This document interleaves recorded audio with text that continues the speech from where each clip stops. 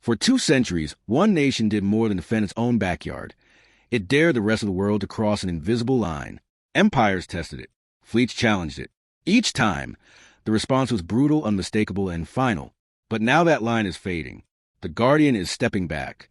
And the world is about to learn what happens when the ultimate enforcer decides it's done paying the price. What you're about to hear explains why a long chapter history is closing, and why the shockwaves are only just beginning.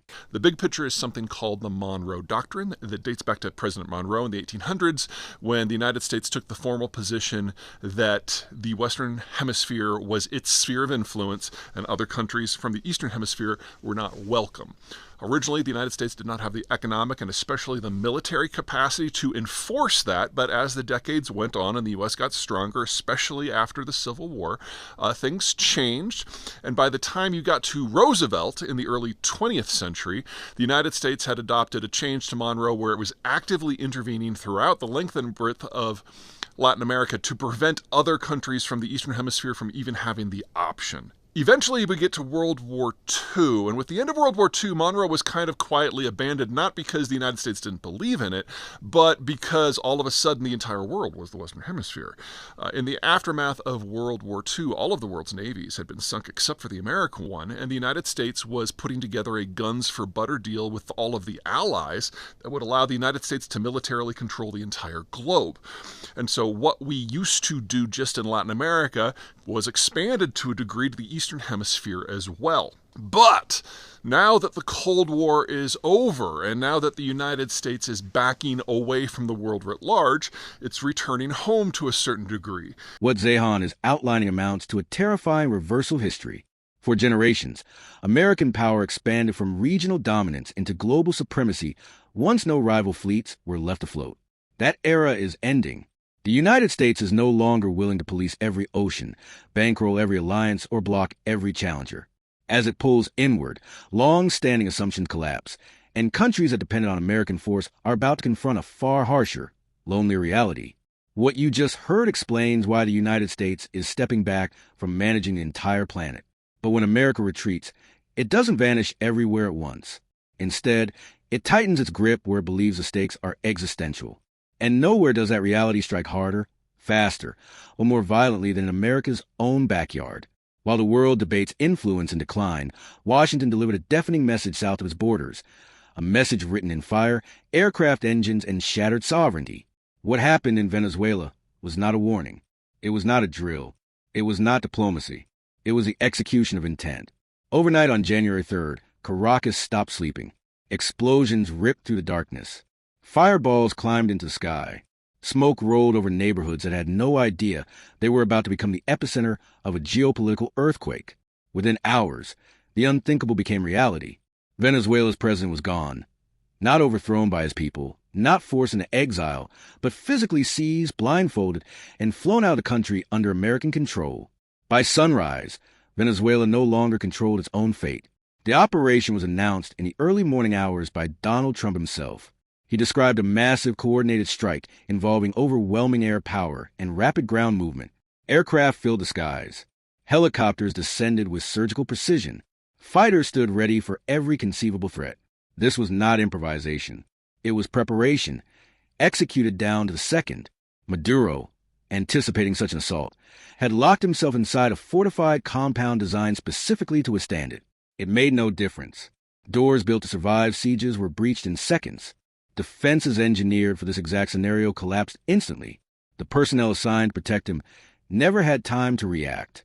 The capital went dark. Communications faltered. Confusion spread faster than information.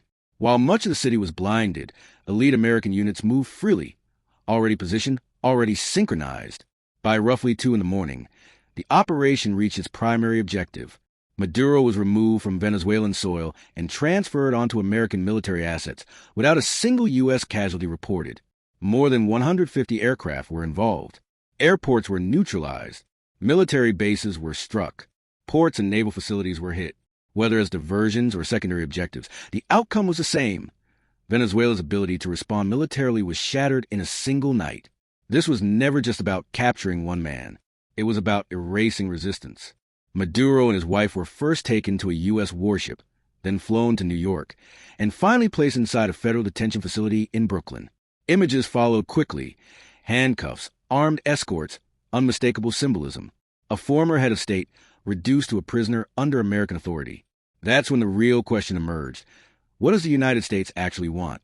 Officially, Washington insists this was a law enforcement action. The Justice Department had pursued Maduro and his inner circle for years on charges related to drugs, weapons trafficking, and terrorism. Under that framing, the military merely assisted in arrest. But almost immediately, that explanation began to collapse under its own contradictions. Legal experts around the world pointed out the obvious problem. Domestic law does not grant the right to invade another sovereign nation. A criminal indictment does not justify removing a foreign leader by force. Calling it law enforcement while openly discussing control over Venezuela's future exposes a dangerous inconsistency. Former intelligence chiefs and international law scholars have been blunt. What occurred appears to violate the core rules designed to prevent global chaos. Using military force inside another country without an immediate self-defense justification crosses a line that has defined international order since World War II. Several experts describe the action as a fundamental breach of the system meant to keep wars from spiraling out of control. The U.S. response has been equally blunt. Justification will come later. One argument now circulating is that Maduro led an organization posing a direct threat to American security, framing the operation as self-preservation. Critics counter that Venezuela was not preparing an imminent attack. There was no emergency, no ticking clock, making the self-defense claim deeply controversial. But legality may not be the point. While lawyers argue, Washington is already shaping Venezuela's future. With Maduro removed, an interim president was installed. Someone tied to the old system, now standing at the center of a power vacuum she did not create and may not fully control. Publicly, she rejects foreign domination. Privately, according to U.S. officials, discussions are already underway about compliance and cooperation. That contradiction reveals the truth. Venezuela may have an interim leader, but real authority now sits outside the country. American officials have made it clear they possess multiple tools to influence what comes next: pressure, isolation, economic leverage, political engineering, and, if necessary, force. While insisting this is not a war, they have carefully avoided ruling out anything further. The message is unmistakable: comply or face consequences.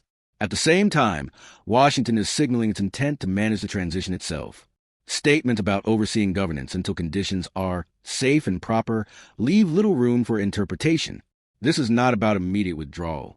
It is about control during instability, and instability is guaranteed. Inside Venezuela, reactions are volatile. Even citizens who despise Maduro may view his capture by foreign forces as a national humiliation. Pride, resentment, and anger can ignite quickly. Protests could spiral. Violence could follow. Any perception that the interim government answers to Washington rather than Caracas could tear the country apart. The international fallout is just as severe. Russia and China are watching closely.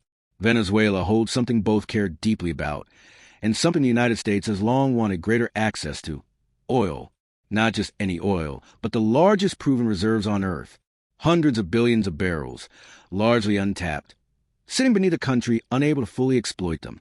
American leaders are already speaking openly about rebuilding Venezuela's energy sector with U.S. companies, billions in investment, infrastructure overhauls, expanded production, and control over supply routes and destinations, all while existing restrictions remain firmly in place.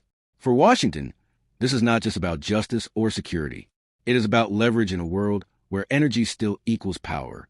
Yet even here, uncertainty dominates. Major companies remain cautious. Public commitments are minimal. Everyone is waiting to see how violently the world reacts, how unstable Venezuela becomes, and whether this gamble pays off or detonates. Domestically, the risks are real as well. Trump built his political base on pulling America inward. Acting decisively abroad now tests that promise. Some supporters are uneasy. Others see strength. How that balance shifts could reshape U.S. politics as profoundly as foreign relations. As for Maduro, his future appears sealed. A cell interrogations, charges built over years, and a massive bounty. The United States did not cross this line to let him walk free. Venezuela's future, however, remains dangerously unresolved. Right now, the country hangs suspended between sovereignty and supervision, between chaos and control. The United States insists this moment is temporary. History suggests otherwise. One thing is certain, this was not spontaneous. It was a calculated move in a world where America is retreating globally, while reasserting dominance where it believes retreat is not an option, and the consequences of that choice are only just beginning to unfold.